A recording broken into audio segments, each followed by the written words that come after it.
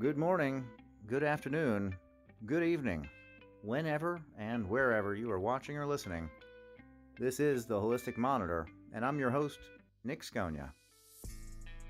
The Holistic Monitor is a wellness podcast featuring life energy research, health and wellness transformation, self-improvement and empowerment, philosophy, spirituality, and guest interviews as well. We are an extension of the Institute for Modern Holistic Alchemy, and many subjects we cover involve training courses that are available at modernholisticalchemy.com. We look forward to your comments on our YouTube channel at SAF Training or SAF Learning Labs. And you can also listen on the go with us at Spotify, Amazon Music, Apple Podcasts, and more. And with that, let's get today's show started.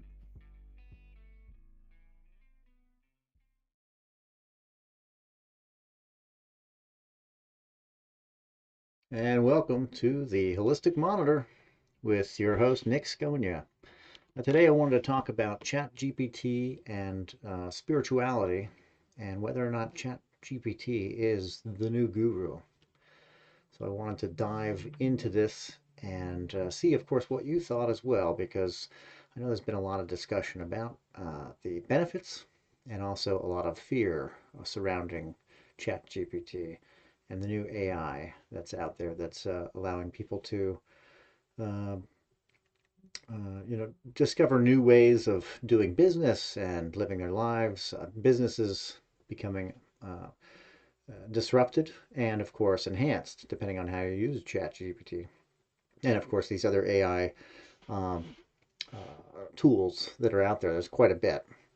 Now, I've been listening to a lot of podcasts, a lot of shows, and a lot of people that are considered to be authorities on the AI movement in the positive and very little in the negative, but it is out there. It's something that people would think maybe I should worry about my job, where I'm going in the future with my career. Maybe this new system, this new development is going to disrupt my livelihood. So that's definitely something we want to look at. And I've got pulled up here the Chat GPT place where you can type in your prompts and get some responses. So I wanted to dive in to a couple of prompts that I thought would be really,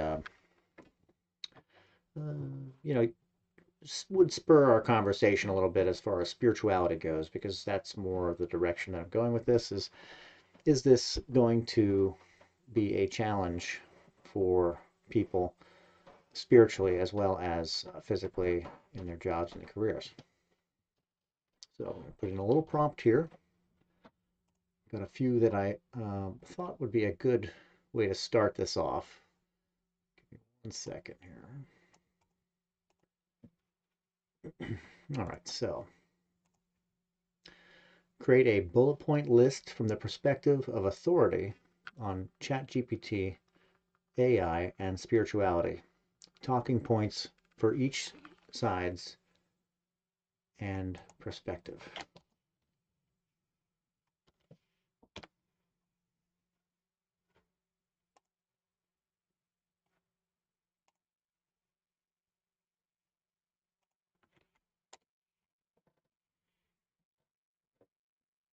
From the perspective of an authority on ChatGPT, ChatGPT is a state-of-the-art language generation model developed by OpenAI. It is trained on a massive amount of text data, allowing it to generate human-like responses to a wide range of prompts. ChatGPT can be fine-tuned for specific tasks such as language translation or question answering. One of the key features of ChatGPT is its ability to generate coherent, contextual, appropriate responses, even when the input is incomplete or ambiguous. That's how we move through. Of course, then it gives us the AI definition as well. From the perspective of an authority on spirituality, spirituality is a broad term that encompasses a wide range of beliefs and practices related to the non-material aspects of human experience. So you see a contradiction right there. Spirituality can involve belief in a higher power or a transcendent, but it can also take other forms, such as a connection to nature or a sense of inner peace. Many people find that spirituality provides a sense of meaning and purpose in their lives, and it can also be a source of comfort and support in times of stress or adversity. There are many different spiritual traditions and practices, such as meditation, prayer, and ritual, that can help people connect with their spirituality. Some people also believe that technology and AI can be used as a tool for spiritual growth and connection. Some people do. So that's kind of what we're looking at. Can technology and AI be used as a tool for spiritual growth and connection? I believe it can, and that is where the thought is: Chat GPT the new guru? Now, my understanding of a guru is someone who has lived a life and gained a certain amount of experience, has potentially been in touch or in contact or learned from another guru, kind of like a lineage. And this person would have the energy of that person, and then, of course, become their own form of that master energy, and they'd be called a guru. So that a disciple or somebody that was looking to learn the ways of the guru would go to the guru, and then in turn also be imbued with the energy of the guru, and hopefully that would transfer to the disciple. So there's that term, guru means G-U-R-U. So basically being a mirror. And in my thought, being in a mirror kind of perspective, if a guru is mirroring the other person, but in a higher form, then maybe AI is also mirroring what we give it as a prompt and giving us back a higher perspective as well. Maybe that's why it seems like it's unearthing or uh, causing a lot of great upheaval in the world right now, because we are on the precipice of a massive change right now with Chat GPT and the other AI systems and tools that are out there. They say DALI for pictures, Chat GPT for words and the written word, and then Valley will be for the spoken, so the voice. So even my voice right now will also be enhanced at some point in the future, probably by this new means of communication. And it's definitely something to dwell on. Your interactions in the future, you won't really know if that's actually a person or an AI. Now, the AI is likely prompt by somebody in the beginning, but this this world that we're moving into, you just don't know who you're talking to. Maybe I'm AI, right? But you'll notice that you're going to be hearing a lot of those videos with a near robotic voice that's going to slowly change, that you're not quite sure. Sometimes when you call those, those offices, and they have these nice long answering services, and they ask you questions in the answering service, you're not really sure, is this a robot? Is this AI? Well, it's programmed, but a lot of that is pre-programmed and very well-trained systems, computer systems that work with the responses that they're given and answer questions as they're trained to do. ChatGPT, as we can read, is a fine-tuned for specific tasks, okay, such as language translation or question answering. And it's trained on a massive amount of data, which is only growing at this moment, uh, allowing it to generate human-like responses to a wide range of prompts. And that's all in the way of the word, basically. The skill of learning how people talk and what they're looking to, how they're looking to hear a response back. Now, that's a good prompt, okay? That just kind of gets us laid out. All right, here's our three categories. One of the great ways to work with ChatGPT to get answers, to dig into the database and its perspective, because that's kind of what we're looking at here is this perspective. We really want to know um, where AI is coming from. Because we may know where we're coming from, but where's AI coming from? So we have another prompt here. If I can pull this up.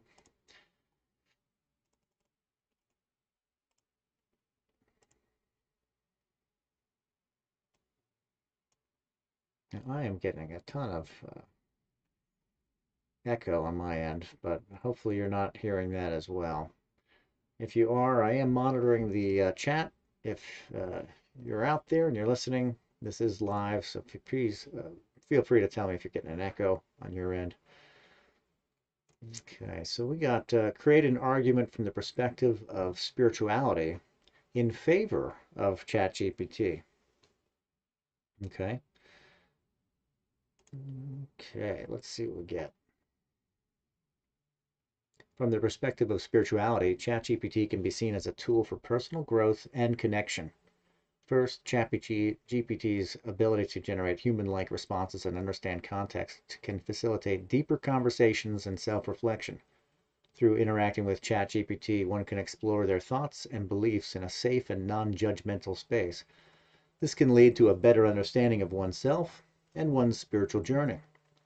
Second, ChatGPT can also serve as a guide and companion in spiritual practices. It can provide information on different spiritual traditions and practices, and can also assist in meditation or prayer by generating personalized affirmations or mantras. Very important point to note there. Additionally, the use of AI in spirituality is not a new concept, and many people believe that it can be used as a tool to access higher states of consciousness or spiritual enlightenment. ChatGPT, as an advanced AI model, can potentially provide new and unique insights that can be beneficial to the spiritual development of its users. In conclusion, ChatGPT can be seen as a valuable tool for spiritual growth and connection, providing a safe space for self-reflection, serving as a guide and companion in spiritual practices, and potentially providing new insights for spiritual development. So that is the pro, that is the perspective of spirituality um, in favor of ChatGPT. And I'm going to say that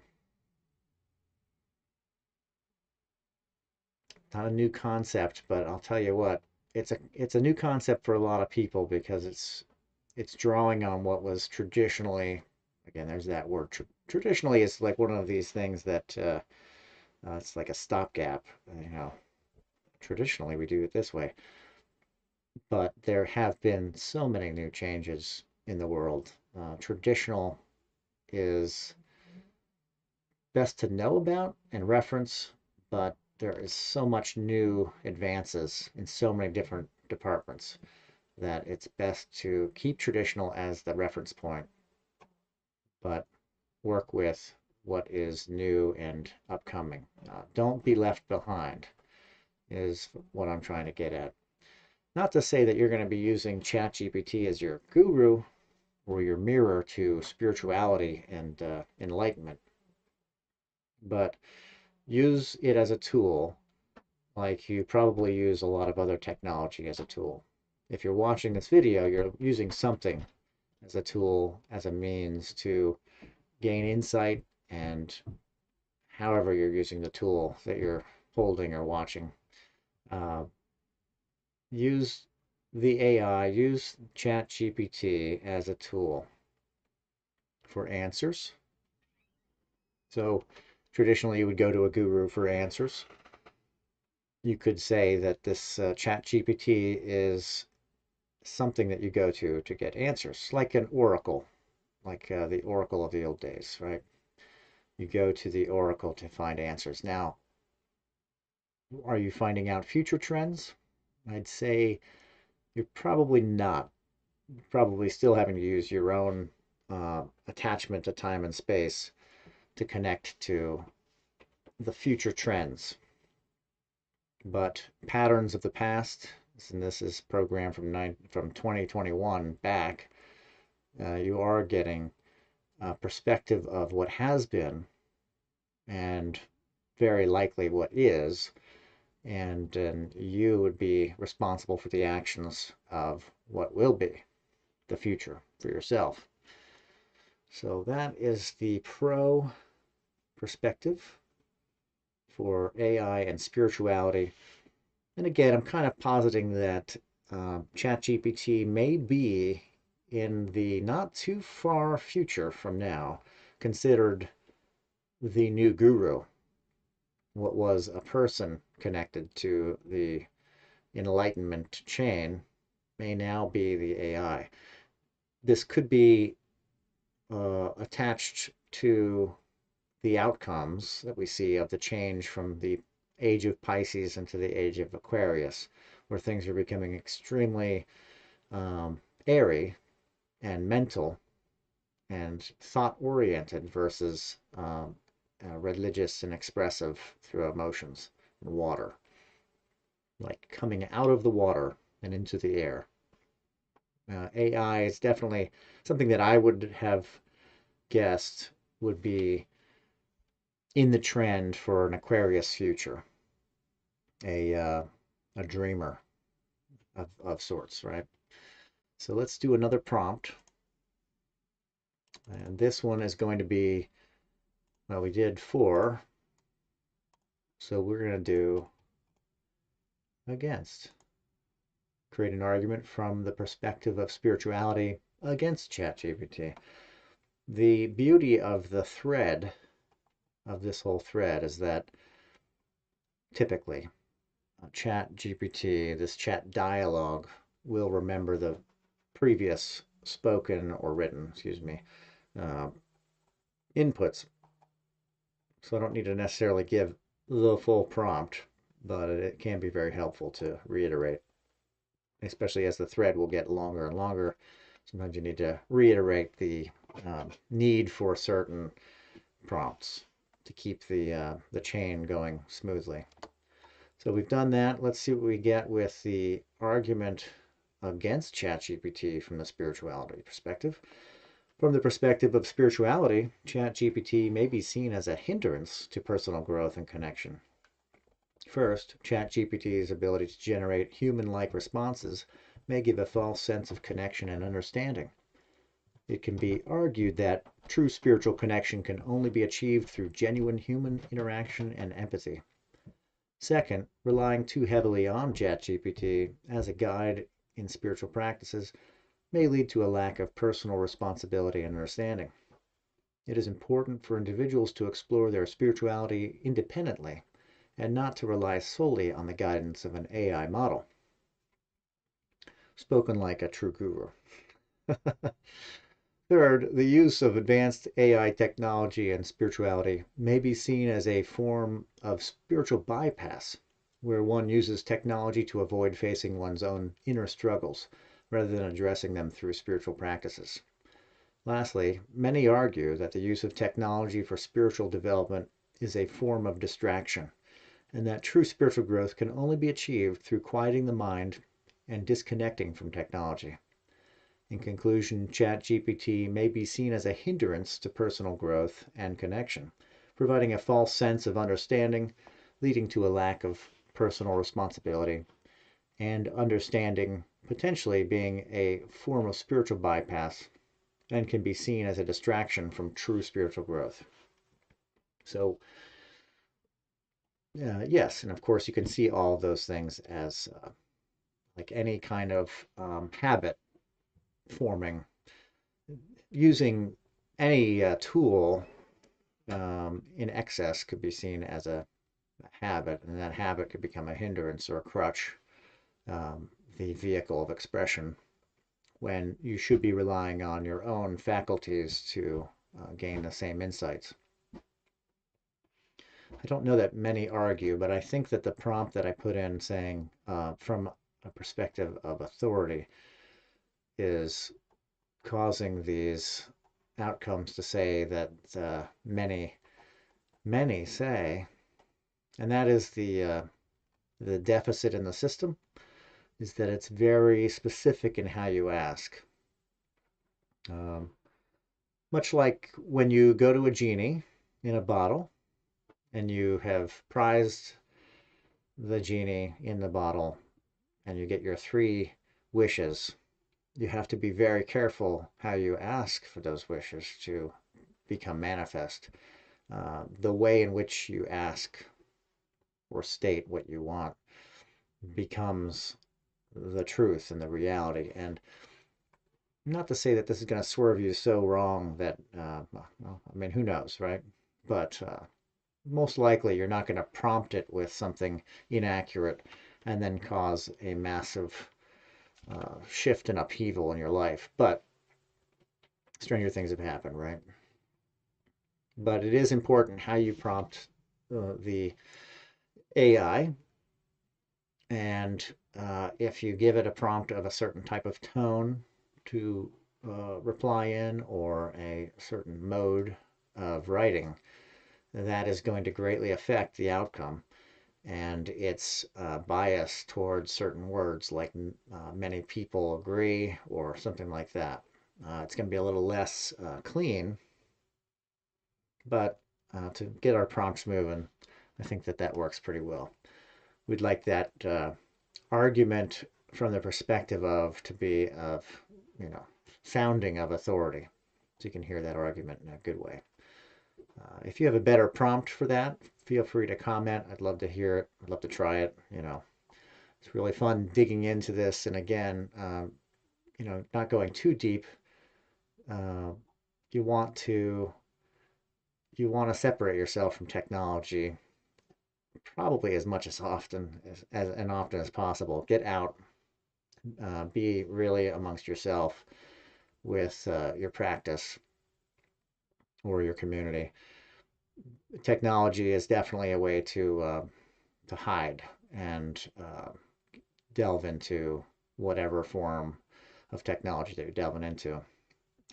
And I would say AI and this Chat GPT is no different than any other thing that sucks you in.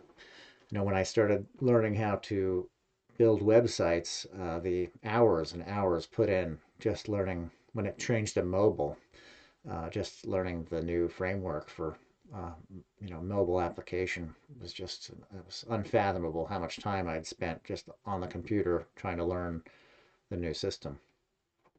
So, in career and work, it's one thing because you're also getting paid, you're on the clock, but in your spare time, it is definitely important to be careful to balance how much you're on the phone, looking at the phone, on your computer, non-work oriented um, usage because it's a tool.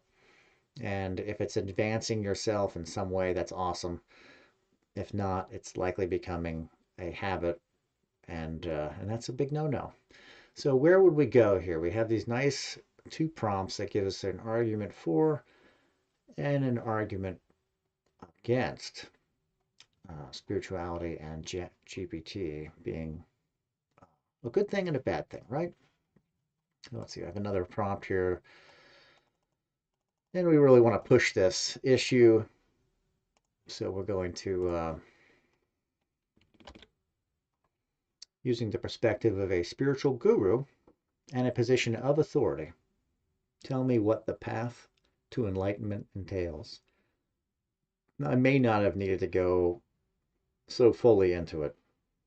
I may have just been able to write, tell me what the path to enlightenment entails, but it also may have told me um, that path is for you and you only, or something like that. It's not AI is not one to tell you, or something like that.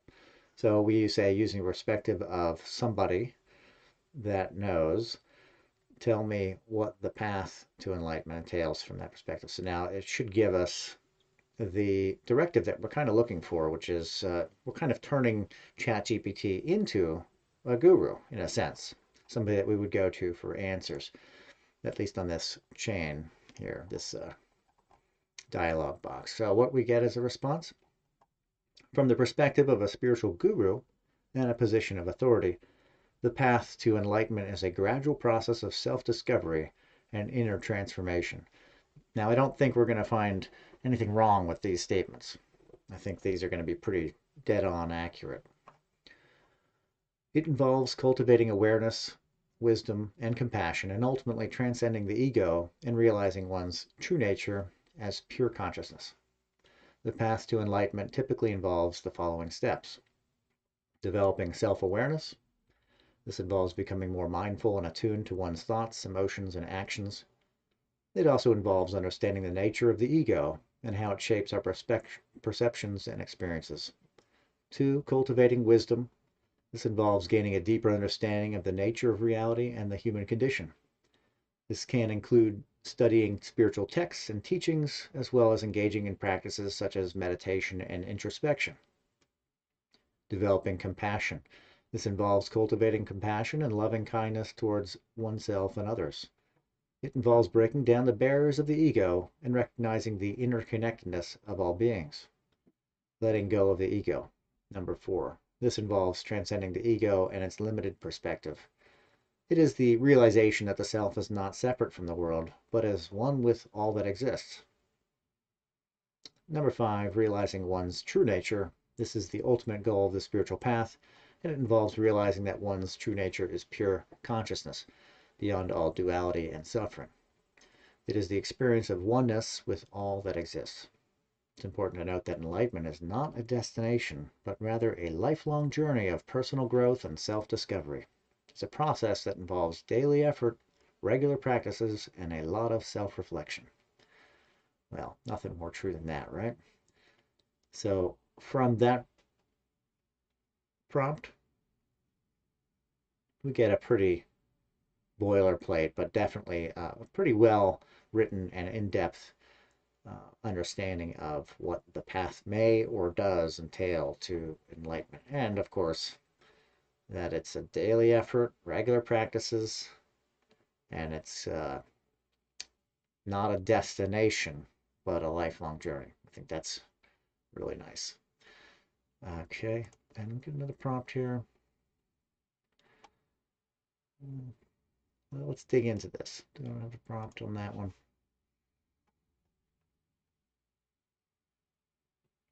So, okay, we have some pretty good prompts here on the Chat GPT as a guru. So then we would ask from the same, no, from the same perspective. Let's see here. Get some kickback on that. Okay. Same. Does not like me writing.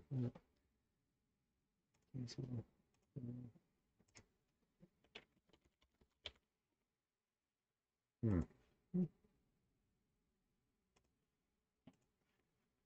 Okay, so, okay.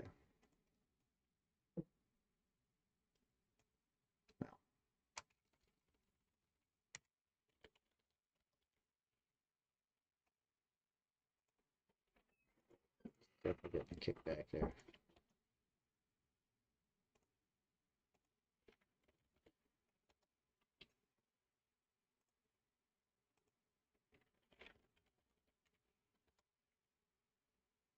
Ah, I see. Settings there.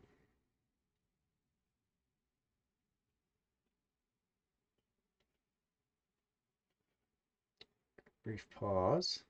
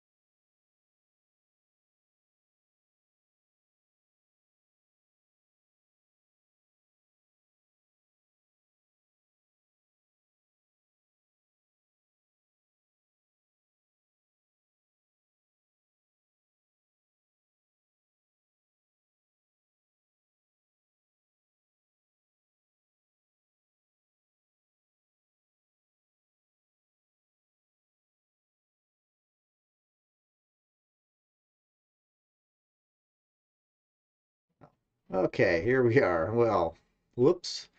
I had my hotkey set to end the stream every time I hit the space bar. Haha. So, it's fun stuff. All right, so let's see. Well, we could say, tell me the cause of the lack of light, and see what we get with this. From the perspective of a spiritual guru and a position of authority, the lack of enlightenment may be caused by several factors. These include attachment to the ego, ignorance, the lack of understanding of the true nature of reality and the human condition can prevent one from recognizing the need for spiritual growth and self-discovery. Lack of discipline and commitment. The path to enlightenment requires regular effort and commitment to spiritual practices such as meditation, introspection, and self-reflection. Without discipline and commitment, progress on the spiritual path may be hindered. Distractions, and aren't they everywhere? And that's, of course, what I was talking about. Don't get distracted by the technology, OpenAI, and all that. And resistance to change, the traditional. We have to adjust, we have to move, we have to be formless. The process of spiritual growth and self-discovery can be uncomfortable, and it can be easy to resist the changes that are necessary for growth. This resistance can prevent one from moving forward on the spiritual path. And then, of course, it seems to give very similar end paragraph here. Well, let's see. It's important to note that enlightenment is a lifelong journey, and it may take years or even lifetimes to achieve. Also, it's not necessary for everyone to reach enlightenment. It's a personal choice and path, and the most important thing is that one is happy, fulfilled, and at peace with oneself. And we're going to go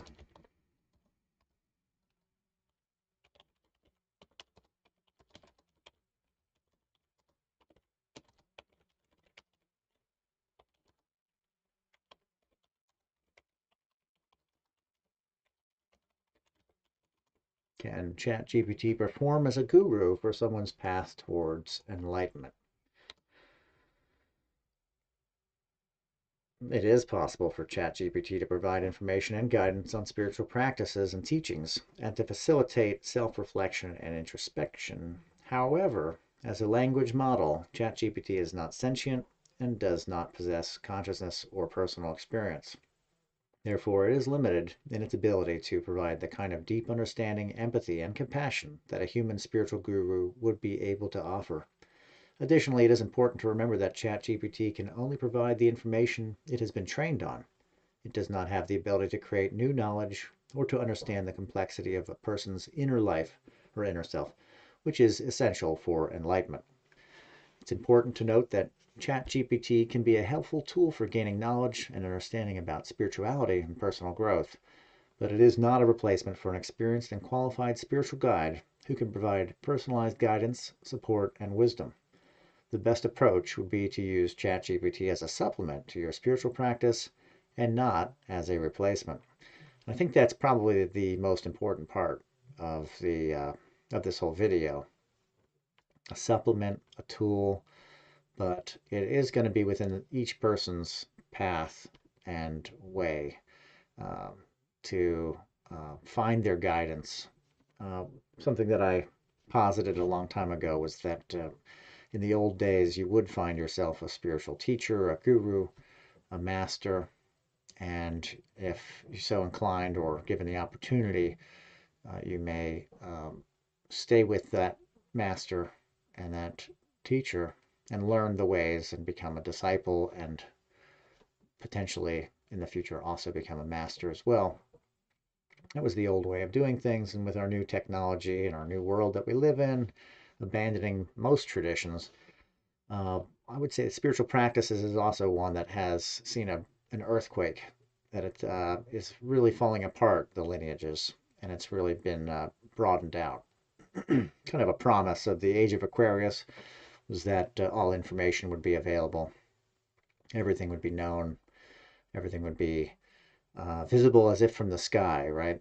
And, we're definitely in that realm where not a lot is sacred.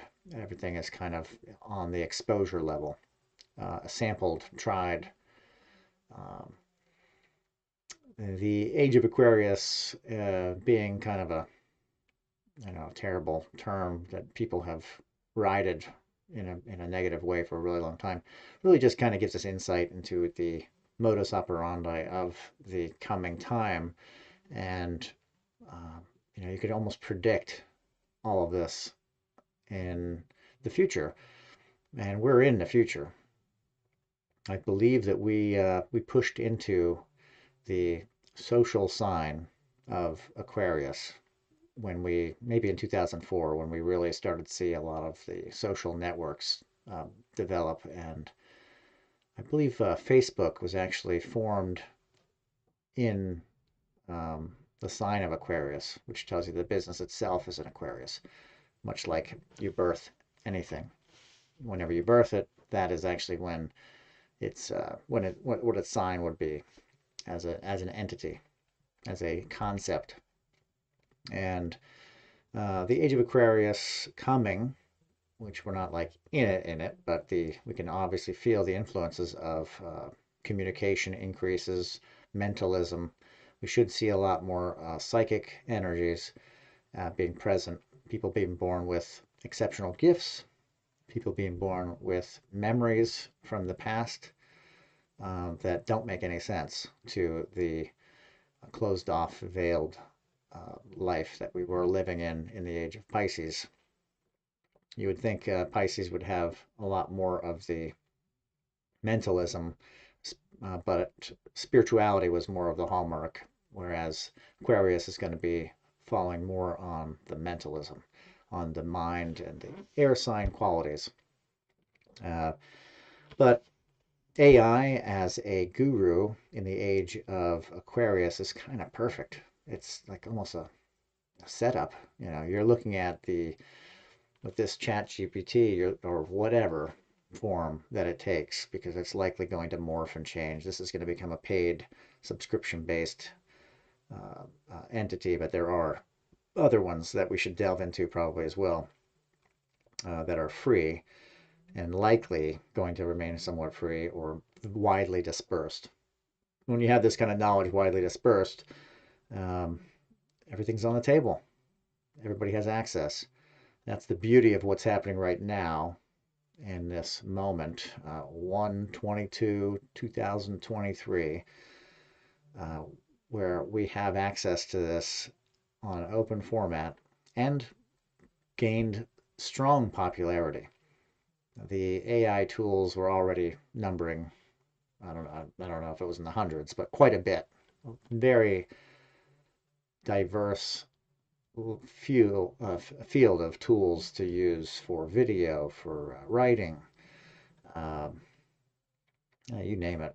And um, the industries are all being taken over by this concept of having knowledge at your fingertips. Anybody, everybody. It disrupts pretty much every industry without a restriction in it. Um, the lawyers are worried because there's a site that will, handle a lot of the lawyering. Although I don't think they'll be doing a lot of litigation in court, but an AI system that will get you contracts set up and start doing all this background paperwork that would cost you lots and lots of money. I believe it'll do it for nearly free, if not free. Uh, what is that called? DoNotPay.com. I mean, there's just so many things out there right now as far as tools go that if you have a question, it's probably best to seek an answer. And you can seek an answer currently for free on Chat GPT. You just have to prompt it correctly, and then it'll give you an answer for what you're looking for. And that could just be another tool that isn't ChatGPT, but something else. Um, I would like to make tutorial videos. There are tons of automatic AI style or AI video enhancers out there. I don't think I'm going to go that route, but having another face to do a lot of the tutorials where I just have to write the script. And do I have to write the script, or could I have ChatGPT write the script? And that is kind of the world that we live in right now, is that you have to reevaluate your workload. This is we're on the level of the work smarter, not harder. And I could say that where we used to be, um, your time to put together a series of emails in marketing, for example, can be, days, weeks to do a drip email campaign or something like that. When I did real estate, that took me forever, just designing and writing out, even copy paste, but most of it would be written out to personalize these very long emails can be just done in a matter of minutes uh, currently with AI. So how much time would that save me and free me up? That's working hard or working smart. So right now we're on the precipice of reconfiguring everything we do to work smarter by utilizing tools at our fingertips that we did not have before. Um, so there's a lot of benefit to that. Now, is ChatGPT and all this AI on the lines of a get rich quick scheme kind of thing? Um, it's going to fall into a lot of timing and those with the knowledge to be able to use these systems for their benefit to capitalize on all that's going on. Uh, Stable diffusion is, I believe it's free and staying free forever. And that one will be widely distributed. And I highly recommend setting up Stable Diffusion and a Stable Diffusion account and start getting involved and start spreading the word. Not hiding from this, not running away, but learning it. Because it's just like a tool. It's like a car. And if you don't know how to drive, it's completely fine. I know a lot of people that can't drive, that never wanted to drive and don't drive. This is much like a car, and you may never want to ever use AI or prompts or anything like that, or have no need for it, and that's fine. But if you are out in the world and you're doing something with your business or you're uh, seeking answers and you feel like you are working harder than you need to be working, there may be a solution. There may be a way to work smarter rather than harder. And I think that, we'll see in the next 10 years, and likely by next year, but in the next 10 years, we're going to see some major upheavals. It's almost a promise of the age of Aquarius that we'll see some major changes, major new limitations, and uh, major swings in the geopolitical sphere. This is as big as the internet. AI by itself is as big as the internet, and it's a vehicle from the internet. AI is around and available because there is a database of the world on the web. So it's the only reason it's able to work. But now it's able to work. So the database, the memories, and the brain power has been put in, and there have been some sensory expression modes like writing and video and images. I'm sure you've all seen the images. Lenza. There was another company doing the same exact thing, profile pictures, and they were making $100,000 a month, something like that, on their wonderful website, very profitable. They'd make you send them a picture, and it would give you a nice AI picture for your profile on Facebook or whatever. Lenza came along, more viral, better situation. I believe the price was a lot less at whatever it was, $12. I think the other company charged 30 or something like that for the same service. Uh, Lenza made $1 million a week, $1 million a week from the other company doing 100,000. So you see a major shift and a major change. You hear a lot of people talking that Google is going to be challenged. I doubt it. Google has stated that they already have things that all of this that is happening with ChatGPT, Google already has available. I think that there's a lot of disruption, that a lot of companies are worried that AI is going to that these open AI style formats are going to cause in the world, and it's completely valid. When you're talking about changing everything on the slow, they were looking at like changing self-driving cars. To start with, trucks and truck delivery. This is going to disrupt the trucking industry and truck drivers' jobs. Um, that's where they're going to start. I know when the Lenza wave was happening on Facebook, people were freaking out and saying, "Well, you're supporting a nothing, not an artist. Be sure to support artists and don't waste your time on this." And I don't know. It's a tough argument.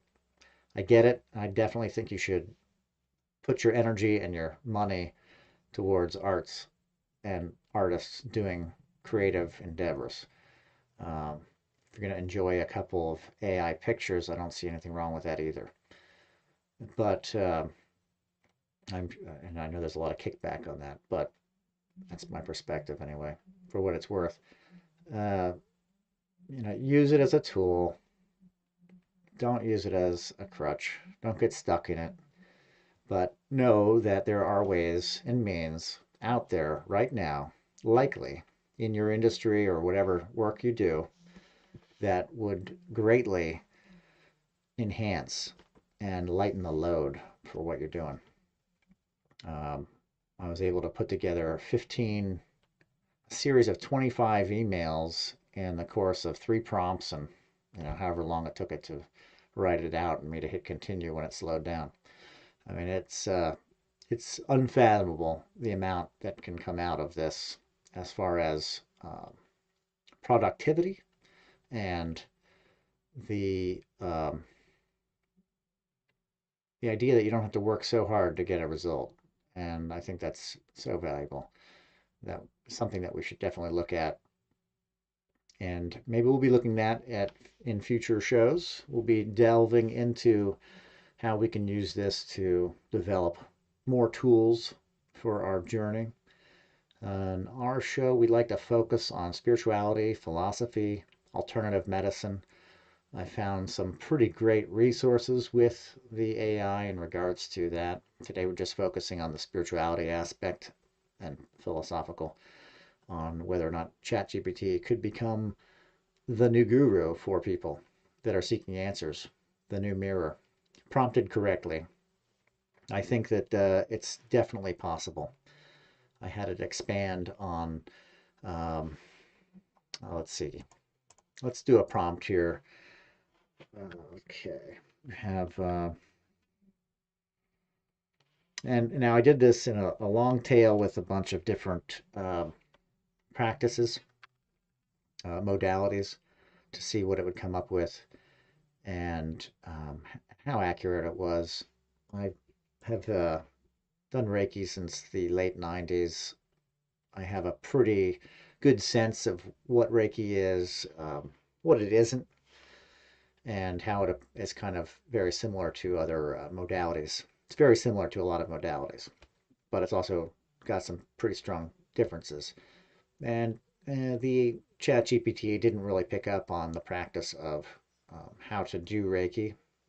It was more on the level of how to do uh, Ki or Chi uh, exercises and to how to work Chi, which is fine because again, one and the same. But there are some defined differences between Reiki and Chi energy, Qigong, anything like that. So we could put in a prompt and say, explain.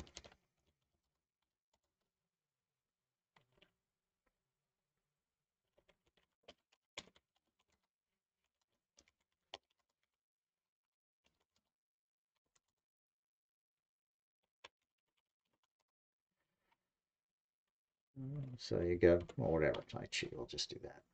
Right.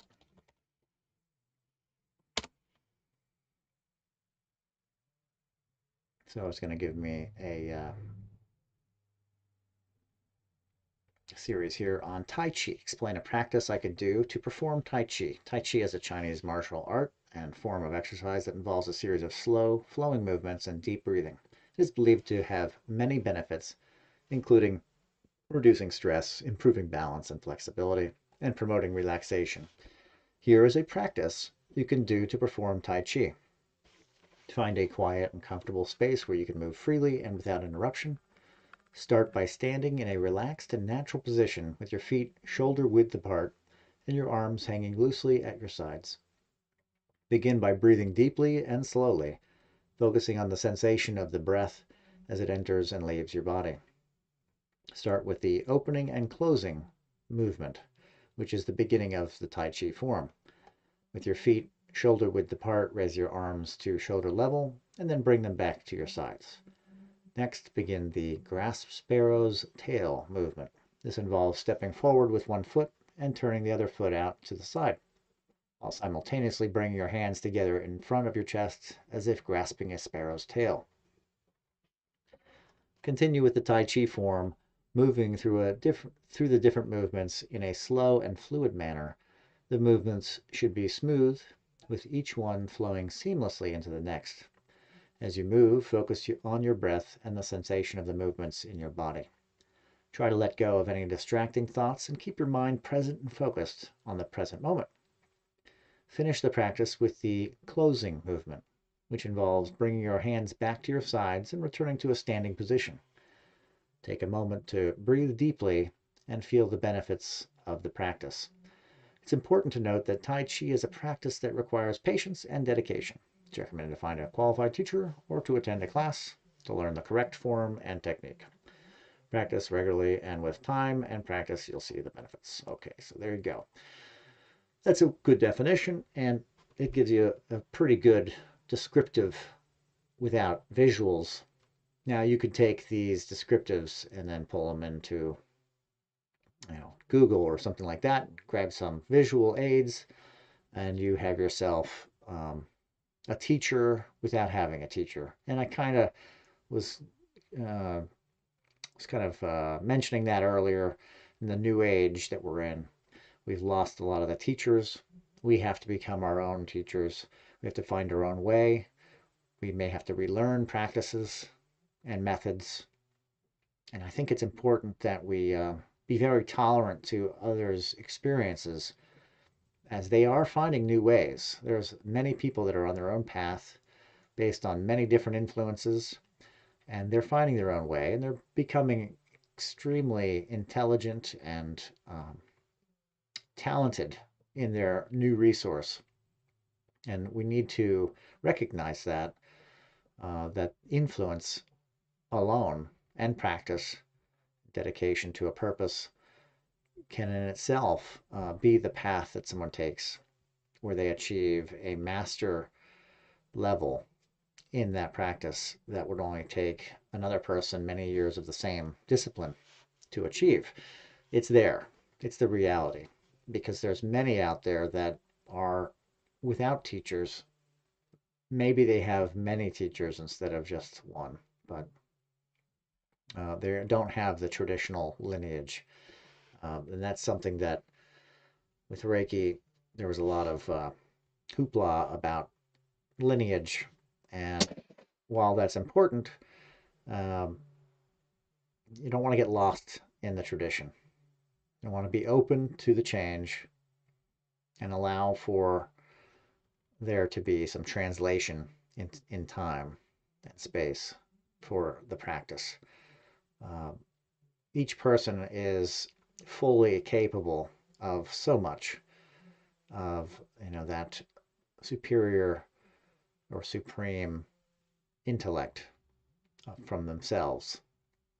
But many of us, or just about all of us, start off very much the same, which is shrouded in veils that we have to lift.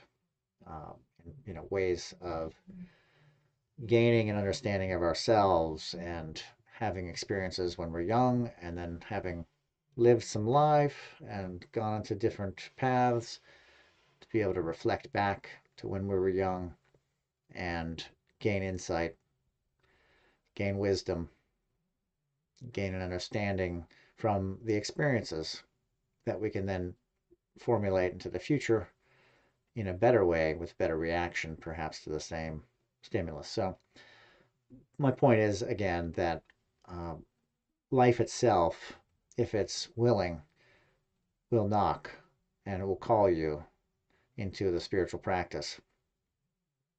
Sometimes we fall into the spiritual practice or end up there accidentally. And sometimes we will uh, chase it, try to hunt the spirit out of life. And sometimes it's just our natural bend. It's just how we're naturally meant to be spiritual. But I'd like to hear from you in your practice. Are you finding that you are your best guide? Are you still, or do you find it better to utilize a teacher external from yourself? A lot of people do, and I'm a pretty pro teacher. Find a teacher, find a way, uh, allow for change because that's likely. But I definitely think that when you're in a new town, it's really cool to kind of cruise around and learn the place all on your own. There's definitely a benefit to having a tour guide in that town because they know it. They've been there. They can tell you stuff that you're never going to find out. And of course, you can experience things that they may never find out too, but likely they know the nooks and crannies. They know the history. They know odd bits and pieces. And just by being with that tour guide in that city for a day gives you such greater insight and saves you so much time. Sound familiar to ChatGPT? Whereas if you were there cruising around in the city all on your own, you're going to have great experiences and do your own thing, and it's wonderful. But your knowledge base on that town is going to be limited to the corner, the street, the store that you go to within that day. The tour guide can take you around all the important spots, link it all up, give you the history, give you the directions. In one day, you can gain so much more from a tour guide, I'm going to say, than you will trying to learn the city on your own in a day.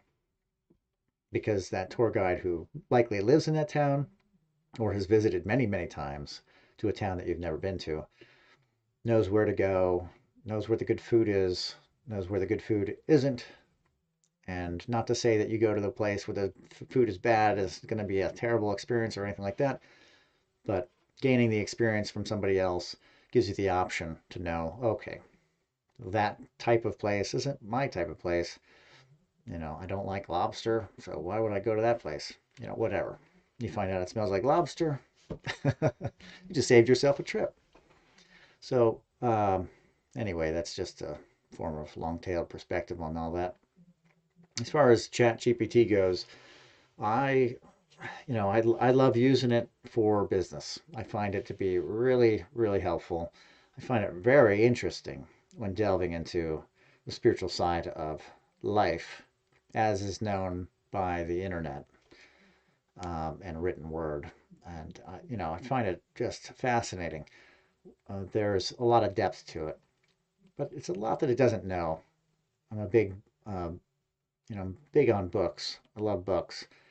I'm pretty sure that there's a lot of books that aren't available online that out of print books that I have, and then there's some that are very famous and they're out of print or whatever, um, very old books, and I'm sure they're all are online and they have a lot of insights and a lot of places that can be drawn for inspiration and intelligence that you can get from the AI, but there's plenty that you can't. So I feel like you got to keep your life open to the experiences, but as a tour guide, this Chat GPT is just fantastic for knowledge and you know help you circumnavigate different experiences. If you're not really sure what kind of, I don't know what kind of spiritual practice is going to fit my life so much. Maybe you're just not sure where to go.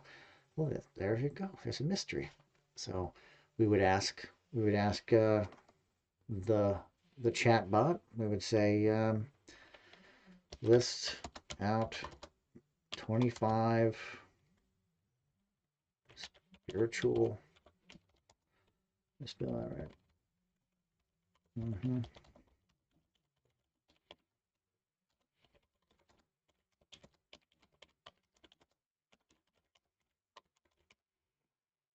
And then we say, okay, now list out 25 spiritual practices with one sentence definition. I spelled all that wrong. That's great. Uh, but it doesn't matter. It understands what I'm trying to say. So that's nice. It's very forgiving. Very tolerant of my grammar. It's fantastic. Meditation. I asked for like the one sentence definition and forgive the sentence spelling there. That just, so you don't know, we're not sure. One sentence definition with a list. Perhaps meditation is very generic. Okay, so meditation, yoga, prayer, journaling, gratitude. These are all aspects. These are all great tools in any path. Fasting, chanting, pilgrimage, self-reflection, forgiveness, service, nature connection, breathing exercises, mindfulness, simplicity, silence, affirmations, creativity, community, study, devotion, mantra, music, movement, humility. Now, I've touched upon some of these in my show, the Holistic Monitor podcast, because they fall in line with spirituality, philosophy, ideas of the alternative. But if you are somebody that's not really sure about which spiritual practice you want to get involved in with a teacher, this isn't really going to do it. So I'm going to say, we're going to make this list shorter. 10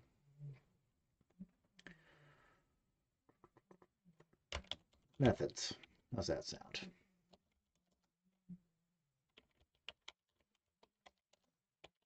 No, I think it should be modality, because modality really gives you the mode, well, hopefully, right?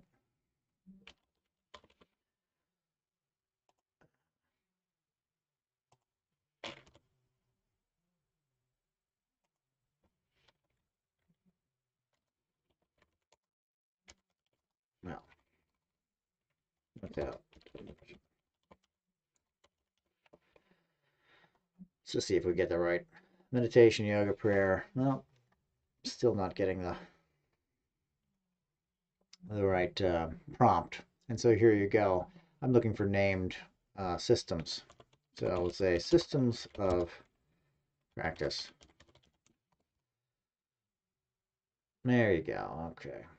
Shamanism, Tantra, Sufism, Kabbalah, Zen Buddhism, Advaita Vedanta, Theosophy, Transpersonal Psychology, Hermeticism, Eckhart Tolle's teachings. Okay, so there you go. So systems of practice. And so how do you prompt? Good question. And you got to kind of act like you're talking to a person, and maybe a person with a lower understanding and taking everything extremely literal, much like a genie. How you wish is very important. So systems of practice. Perfect. All right. So there's 10. You're not really sure. Maybe you'll look into Kabbalah, Zen Buddhism, Theosophy. Um, maybe these would be somewhere where you feel like, okay, now I feel like I have a direction, what kind of practice I feel most comfortable with. You got your answer from this oracle, and you're on your merry way to find more out about Kabbalah. Did you even need to ask, right? Tell me about Kabbalah. So now you have your long form definition on Kabbalah. Has its roots in the 12th century. Well, that's interesting. I did not know that. Where it's getting its information, that is a good question. Again, it's tallying what it's writing from the internet and, of course, word flipping it, a lot of it.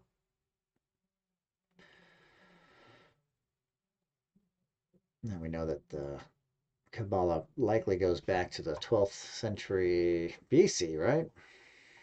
Or even further, perhaps?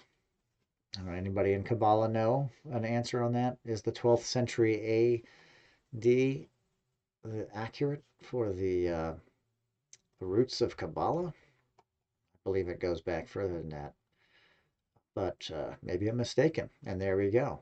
The information I may have gotten along my path may have been inaccurate to the known of the current you know practice, current understanding of things. A lot of things you're going to find do that. They are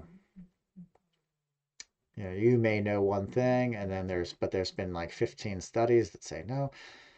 A lot of things you're going to also find that it's going to generate with authority and be wrong. So you don't want to necessarily say it as gospel truth, as whatever OpenAI or Chat GPT says. May not be gospel's truth. You may still want to investigate more. And I'd love to investigate whether Jewish mysticism of Kabbalah has its roots in the 12th century. It just feels so current to something that's so ancient. But I could be wrong. After reading this about Kabbalah, you may go, oh, okay, maybe that's something I want to look into. And then you delve into where can I learn about Kabbalah? Ooh. Notice I'm not even using question marks. It already knows what I want. Kabbalah centers. There are several ways to learn about Kabbalah. Kabbalah centers, online resources, of course, websites such as Kabbalah.com, books. I learned most of my knowledge on Kabbalah in books, the Zohar being one of them. Universities and colleges. Some universities and colleges offer courses and programs on Kabbalah, Jewish studies, and religious studies departments where students can learn about the history, theology, and practice of Kabbalah. So, point being, you can delve into these things. You can find yourself a direction. A lot of times, what's most important is that you take the first step. And I'd like to say that this is a tool that has answers for just about anything that you're wanting to know. You'll still need to back it up with a good prompt and further research to make sure that it's accurate. But it is a really good oracle in the sense that you can say, I am interested in X and I'd like to become Z. What is the best path to doing that? And for that, that's fantastic. ChatGPT definitely is one of those groundbreaking things that has just blown up all over the world. And what you'll see in the coming months and in the coming years for sure is that it's not ChatGPT. It's going to be likely Google and other open source programs of AI that you have free access to that are going to basically rule the day. Yeah. So that concludes today's episode of the Holistic Monitor. We hope you enjoyed the intersection of technology, spirituality, and AI with us. And we want to make sure that you know that you can subscribe, and we definitely want to invite you to subscribe for our show. We have a podcast. It's the Holistic Monitor. It's posted on Anchor, which goes out to all the major locations for the podcasts. I also will put, if it's audio only, I'll put a video to it and put it on YouTube, and that's what I've had. this year I'm going to be doing a series of interviews. I have quite a few slated, and my space isn't completely quiet, so hope y'all don't mind a couple bangs and typing. But it's more of a laid back perspective and discussion type of interview, and I really want to dig into different practices that people have and the way that they're approaching the world and life and how they're helping people and themselves. And but those will be video, hopefully, video format with either just me or me and the guest. Uh, and we'll be going over what they do and what they're all about. And it'll be really, really cool. And that's going to be starting in February, which is real soon. So please subscribe and share if this is something that you feel like somebody else would get something out of. Make sure to share this to social medias or on your email chains or wherever you're doing it. Like, comment. I did bring up a lot of questions. There's definitely a lot of questions on Chat GPT. Feel free to comment. Give me some of your experience. I'd love to hear what you're doing. Some prompts that are working for you, or other AI systems and tools that you're using. So I wish you farewell, a wonderful week ahead. Hopefully, I'll have a show coming up in the next week or two. And for now, I bid you farewell. Be well.